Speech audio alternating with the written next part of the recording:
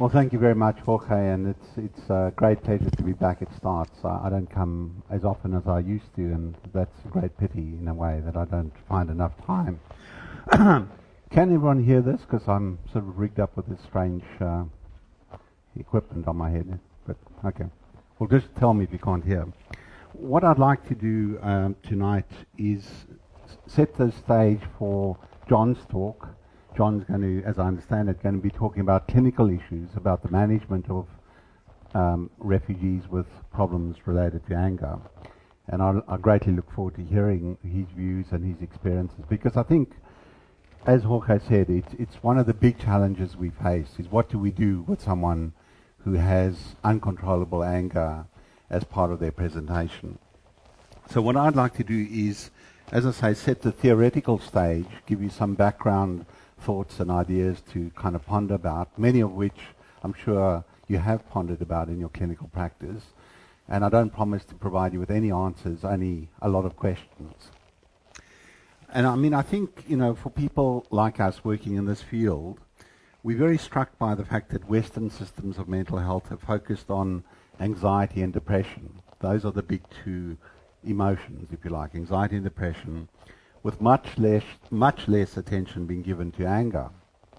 The question is why? I mean, there has been a recent focus on the study of anger attacks by Farber and colleagues in the US.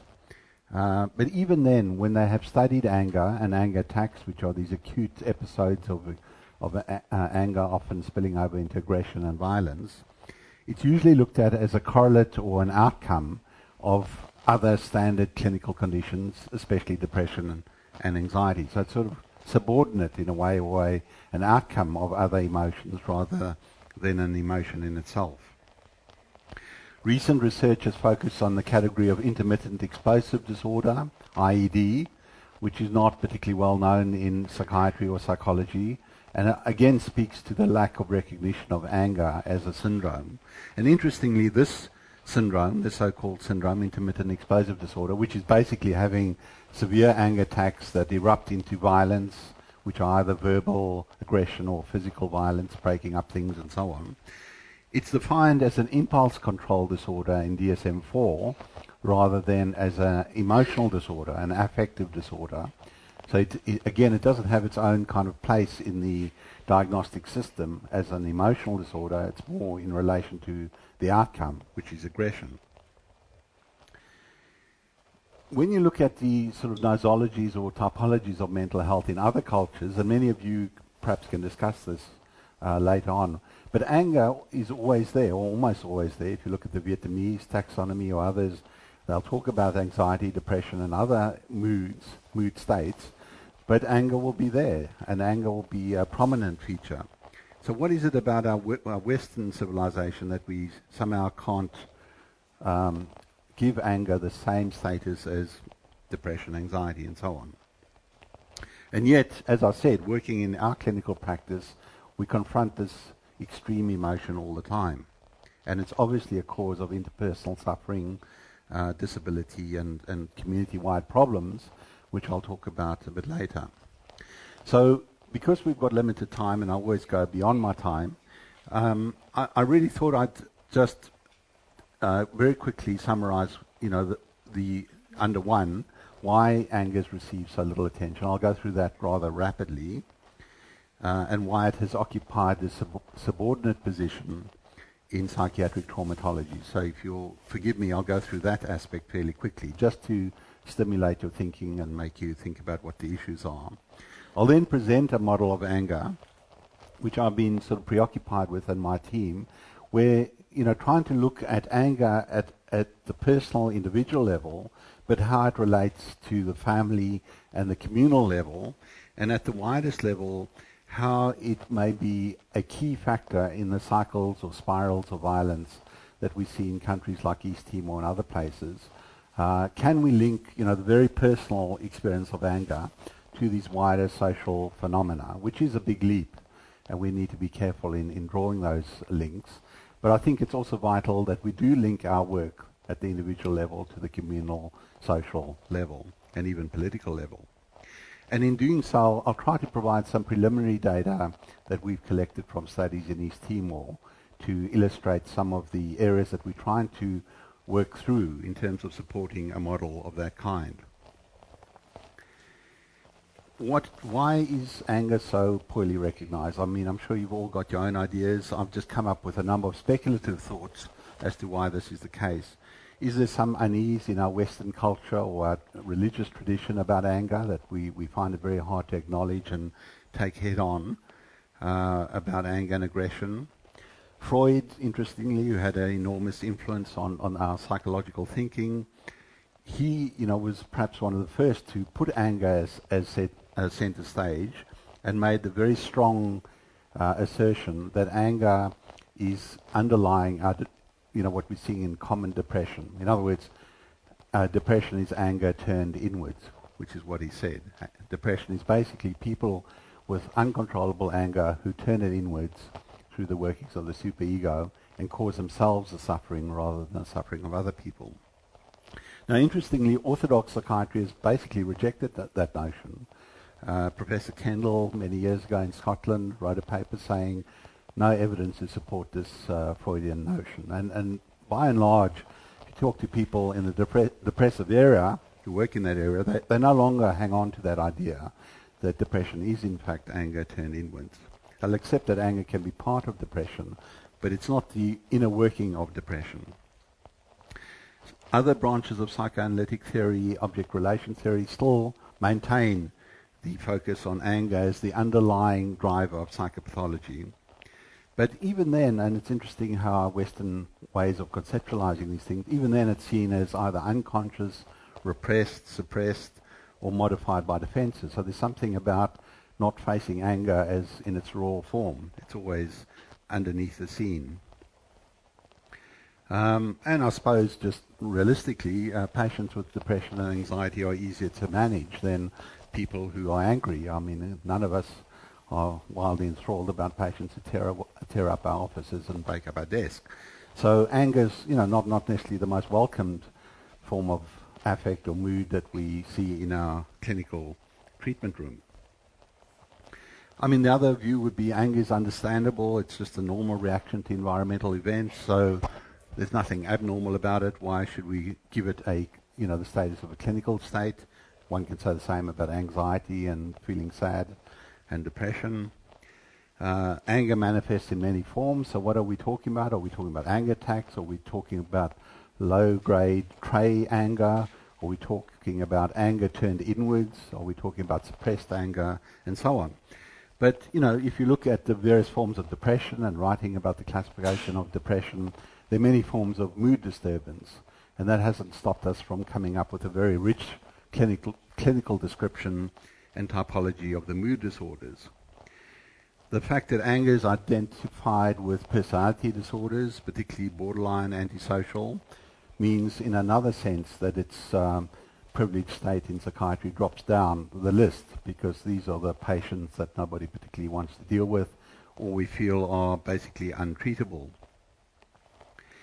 And I mean, further to that, the fact that anger is obviously linked in a complex way to aggression and violence, although not necessarily so, but often is, and therefore deviancy and breaking the law, criminality, means that anyone working with angry people works at that uneasy interface between mental health, social deviancy, crime, and forensic issues, and that's not always an appealing place to be in clinical practice.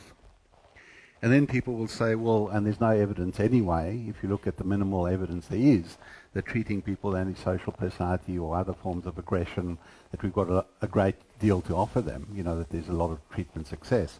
But of course, it's a vicious cycle. I mean, if we don't focus on it and look for appropriate treatments, then of course there won't be any. Now, that's the kind of the general background as to my thoughts about why psychiatry and mental health and psychology have largely ignored the issues of anger. I mean, if you actually look at the literature, it's actually the social psychologists who are interested in anger, people outside the clinical frame who have rich descriptions and research in anger, but very little of it comes back into the clinical forum. There's a new book called the International Handbook of Anger, which I'm just about to get, which you may be interested in. It's just come out. And if you look through that, there's remarkably little about the clinical aspects of anger. It's a lot about the neurobiology, the cognitive behavioral theories, about the social models of anger, and so on, all of which very interesting, but not a lot of clinicians writing in this handbook. If it were on depression, it would be 90% psychiatrists and clinical psychologists. Now, what has happened in relation to anger in the trauma field? Well, PTSD has been a blessing, but it's also been it's also limited us in some respects. 30 years on, we've had PTSD since 1980. Where was it before that? But so on the one hand, it's been a unifying concept. It's brought together a lot of disparate writings and thinkings in the trauma field, and I think it's been a very positive factor in bringing us all together in understanding psychopathology. But the problem is that it's also submerged examination of issues that are on the fringe of PTSD or embedded within PTSD, and subsumed all those issues so that it's kind of taken our eye off these issues. Grief is an obvious example. Jacques Martin, who you all know, has done, wrote a very important paper about grief in Bosnian refugees, which now is getting highly cited, I should say. But remarkably, that was the first empirical study on grief in the refugee field in about the last 30 years. And yet, in clinical practice, we're constantly dealing with grief. And that's, I think, largely because PTSD has kind of swamped the field and nobody spoke about grief anymore. PTSD took over. In a sense, the same has happened with notions of anger. Because anger and irritability, as you know, are included as sort of minor criteria of PTSD, stuck away in the D category of the PTSD criteria. Non-essential, you don't have to have anger to fulfill the criteria for PTSD, but nevertheless there anyway. So it's kind of occupied this grey zone. On the one hand, it's part of PTSD, not a very important part, but anyone who wants to study it in its own right attracts the view, well, why are you studying anger? Anger is just part of PTSD. If you're going to study anger, study PTSD. So you're kind of caught in this very difficult situation. And I've always felt that has greatly reduced the focus on anger, a head-on focus on anger in our trauma field. And in particular, I think what has happened is it submerged this notion that there's certain types of trauma, or at least some meanings associated with trauma, that provoke anger as a very specific outcome. And that was difficult to sustain or argue because the arrow just went trauma, PTSD. If you're saying, well, hang on, there might be certain types of trauma or traumas that provoke certain feelings that lead to anger in particular, then you kind of trying to dissect it all out, and people think you sort of splitting hairs in a sense. Yet if you look back, in the literature and you look at the great writers, Eitinger in Norway, who did these seminal studies on concentration camp survivors, the very few that there were, who came back to Norway after the Second World War. He himself was a concentration camp survivor, amazingly survived Auschwitz, and then amazingly went on and studied other people who'd been there as a psychiatrist. And he described a whole plethora of symptoms which we almost at risk of forgetting. And anger was absolutely central to them. Anger, hostility, spilling over into paranoia at times, and even frank psychotic symptoms. He saw connections there which have been sort of overlooked to some degree. He called it the concentration camp syndrome or the KZ syndrome. If you read the writings of the therapists working with Holocaust survivors, anger and anger attacks, uncontrollable rage was a key feature. They all spoke about it, they all wrote about it, and they all said that this is an absolutely new feature in these people. These people, as far as I could tell, had no such problems prior to their concentration camp experiences. And, it got inculcated into the notion of the torture syndrome, Federico Allodi wrote about. And in more contemporary mental health, these disorders that we all more or less aware of, the notion of complex traumatic stress, DSNOS in DSM-4, although never fully accepted in DSM-4, where anger is a central feature, far more central than it is in PTSD. And in the ICD classification, the International Classification of Diseases, WHO, it's come up as enduring personality change after catastrophic events. Now, Ruth Beltran, who some of you know and has had a strong association with STARTS, did her PhD, in fact, on this category, also very little recognized category, and interviewed clinicians from STARTS, as you well know, and other fields of complex traumatic stress. And there was a strong agreement amongst them that of all those features embedded in this notion of enduring personality change, anger was the central one. If you speak about complex traumatic stress, to them, the unifying feature of that disorder, which puts it apart from others, is anger, uncontrollable anger. And, you know, the interesting thing, from a clinical point of view, is that writers like Edna Foa have emphasized that anger actually is an obstacle to treating post-traumatic stress disorder. So it's far from irrelevant in assessing patients, and hopefully we'll be hearing more about that with John, about how much of a challenge that is. Now, in the model that I put forward, the adaptation and development after persecution and trauma model, the ADAPT model, I argued that amongst the 5 psychosocial pillars which are listed there that are disrupted by mass violence and refugee displacement, safety, security obviously being the central one, followed by disruptions to attachment and bonding systems and networks. But then I suggested that justice and the experience of injustice and human rights violations is specifically linked to long-term and chronic anger. And that sets it apart in a way from the notion that life threat leads to PTSD. Obviously along many pathways. It's not a simple thing that life threat leads to PTSD. There are many intervening steps. But if there is going to be a pathological outcome, then PTSD is the most prominent one, as the severe chronic fear reaction, whereas the exposure to injustice is the core nexus is with anger. And the problem is that, of course, trauma is complex. If you have a young Bosnian man in a village and the opposition come around, tear the door open, drag the family out, as happened many times, abuse the mother and tortured and killed the father in front of everybody, then what is the response of this young man? Firstly, the safety security issue is obvious. I mean, the sense of fear and imminent death on his own side.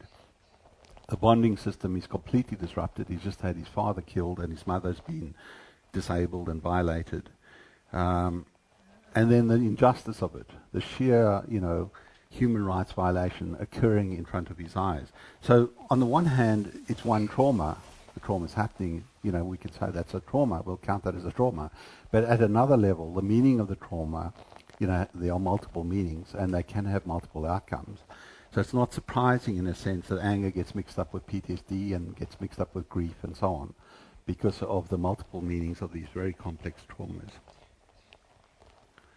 Now, how does this relate to what I spoke about at the beginning? I mean, can we relate some of this individual response of anger to gross human rights violations to some kind of understanding of what happens in large populations in the post-conflict period?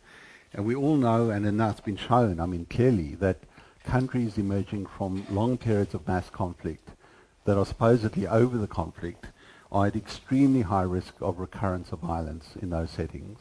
East Timor, is our closest neighbour, that's where it's obvious. But we only have to think of all the major conflicts that have happened in the world and how even during periods of recovery, they've gone through further cycles and cycles of violence.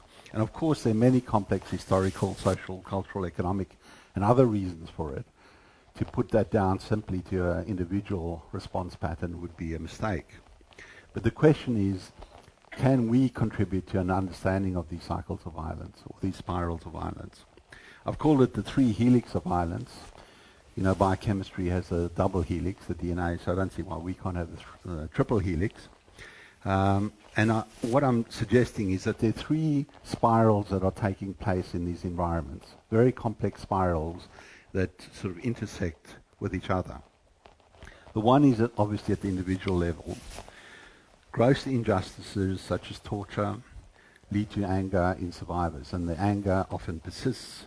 It often has to be suppressed during a time of persecution because you'll be put yourself at further risk if you give expression to the anger you're feeling while you're being tortured. And then, often in the post-conflict period, people who have been tortured have to go through the frustrations and disappointments. They were often idealistic people who had a belief in a better future, and yet they end up as asylum seekers in detention, or they end up in countries that are impoverished, corrupt, or underdeveloped, where there's lack of opportunity and so on. So you can see how in the post-conflict period, the persisting injustices, the persisting deprivations can compound these feelings of anger, and people can eventually erupt and become, if you like, clinical cases.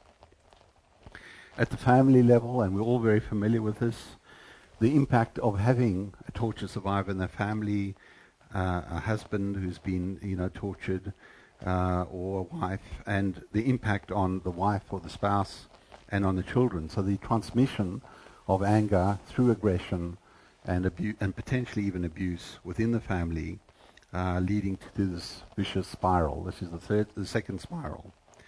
The person who's been abused becomes, if you like, the abuser, and we're all very familiar with that extremely unfortunate dynamic. At the social level, the social, political, economic conditions and lack of justice, lack of redress for what has happened can maintain sort of a communal level of frustration, anger, and so on, and divisions and resentment within society. In Timor, perpetrators live next to victims. That's common in many societies. So the sense that, the injustice of the past has not been dealt with, and the rewards of the suffering have not been felt either in terms of opportunity, economic development, and so on. So you can imagine these three helices kind of spiraling up together and intersecting with each other. And when they collide, then you get, if you like, social upheaval. Now that's a very simplistic model, if you like, very simplistic, but it tries to paint at least some kind of picture whereby the individual effect may, through various pathways, affect the social and the political. Now, it's interesting if we just shift one step to the side and think of it from a cultural and anthropological point of view. It's interesting in our region, through the Malay Indonesian archipelago and all the way through to New Guinea, there was this repeated writing about the condition of amok, which you've all heard of. This fascination with this wild, unexplained sudden attacks of anger and aggression in individuals which just seem to come out of the blue and for no reason, and was seen as a culture-bound syndrome, which we in the West couldn't quite understand. Interestingly, a psychiatrist, very well-known psychiatrist, Burton Bradley, who worked in Papua New Guinea in the 50s and 60s, made a comment at one of his papers, just a throwaway line, where he said, Papuans appear to be at constant war with each other, and this was many years ago. And I read this and thought, what does he mean? How can they be at constant war with each other? Is this just a kind of a Western perspective or what, or prejudicial? But he made the statement, Papuans appear to be at constant war with each other. If that were the case, why is it that they did not wipe each other out? And it seems to me, again simplistically, that there appear to be culturally and socially sanctioned controls on the extent of violence in these cultures, in village-based cultures. They may be violent, there may be quite a lot of violence, but there's always limits on the violence, culturally sanctioned limits on violence. And working with people from West Papua in Australia, this same pattern has been repeated to us, over and over again. I'm working with Susan Rees, and we've been interviewing Papuans in the far north of Queensland and in Melbourne. And they quite readily account for their anger in this way. They say it goes like this. If we've been wronged, if I've been wronged or my group has been wronged, my one talk, if you like, has been wronged, there's a period of brooding and resentment and anger. That's what you sit, outside your hut and you ponder this and you feel angry and resentment. Then there's a socially sanctioned action, which could involve individual or group retaliation. There might be a ritualized payback, or compensation is paid. But one way or another, this results in restitution. There's a certain amount of aggression and violence allowed, or compensation, or both, and that's it. That's the end of there's no grudge after that. So it's contained, and it's time limited. And, I think one can find perhaps similar mechanisms amongst culturally indigenous Australians. Now, the problem with conditions of mass persecution, for example, in West Papua right at this moment, or in East Timor in the past, is that once there is this mass persecution, invasion, occupation, and extreme persecution that goes on for a long period of time, and the accompanying major social and cultural disruptions, then the capacity to resolve this anger is basically lost at a communal level. You cannot pursue the culturally sanctioned methods. It's not allowed, and anyway it will just result in further persecution. So essentially there's been a disjuncture between the traditional way of dealing with injustice and human rights violations, or feelings of injustice, and the triple helix effect. Now, in our first study in East Timor, we looked at the issue of anger amongst a population in a village called Hera, which is just outside Dili, and an urban population in Bakora, which is a very densely populated. Both were very affected by the persecution during the Indonesian rule. And from that analysis, the first point was extraordinarily high rates of anger attacks amongst the population. 34% of people said they have regular attacks of anger, usually up to 13 attacks a month, and that was accompanied by aggression and violence. This is in 2004, 4 years after the emergency. So a period of relative peace in East Timor. 34% of the population still had these acute attacks of anger, which was much higher than the rates for, say, PTSD or depression, which were actually quite a lot lower. So what was this all about? We tried to work out which sectors of the population are most affected. And we did what is called the latent class analysis on the data, a fairly sophisticated way of clustering groups. And these were the groups that we came up with. Young adults, not surprisingly, mostly men, living in crowded, impoverished conditions in the capital, in Dili, who had suffered trauma during the 1999 emergency and had low levels of education and were unemployed. So you could see this compounding effect. Human rights violations in 1999 and perhaps before, and now living in this state of impoverishment and loss of hope, disappointment, lack of education, lack of employment. There was also an old group of men who were mostly ex-resistance people, combat veterans, also who had been through enormous trauma and human rights violations, torture, during the time of the occupation, and now frustrated by the lack of redress, felt unacknowledged by the system and so on. And as you know, a complex combination of those two elements, the older men who were sort of perhaps behind the scenes, the younger adults who were on the streets, led to the, probably led to the uprising in 2006. Even though it was obviously a lot more complex than that, the political conditions of the time formed the trigger. But these were the active participants in the actual violence. Women had very high rates of anger too, interestingly, but because of the nature of our data collection and the analysis, we were not able to flesh out exactly what was happening with the women, which left us kind of wondering, and we've gone back to do a qualitative study amongst the women of Hera and Bakora. Susan Rees has done this to try to get a much better sense of what the issues were behind the frustrations and anger amongst the women. Finally, I'd just like to present a further analysis of this data just to show some of these compounding effects, dividing the social path, if you like, to anger from the psychological path. I know that's an artificial divide, but just trying to show how various effects compound each other in the path to anger. So the social path, and this comes from what we've been talking about, is that those in the resistance and their families were suffering deprivations, exclusion, stigma in the time of the occupation. And the important thing about that, that those conditions don't automatically or miraculously disappear in the post-conflict period. People who were denied access to employment, education, other things during the Indonesian period were at a disadvantage even after independence in Timor. So this is the kind of carryover effect that you're finding at a social level.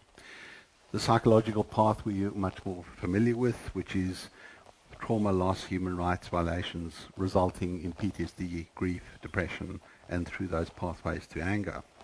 So we undertook this rather complex-looking path analysis, which actually shows you on the left-hand side the 4 major trauma dimensions that we could derive from the data.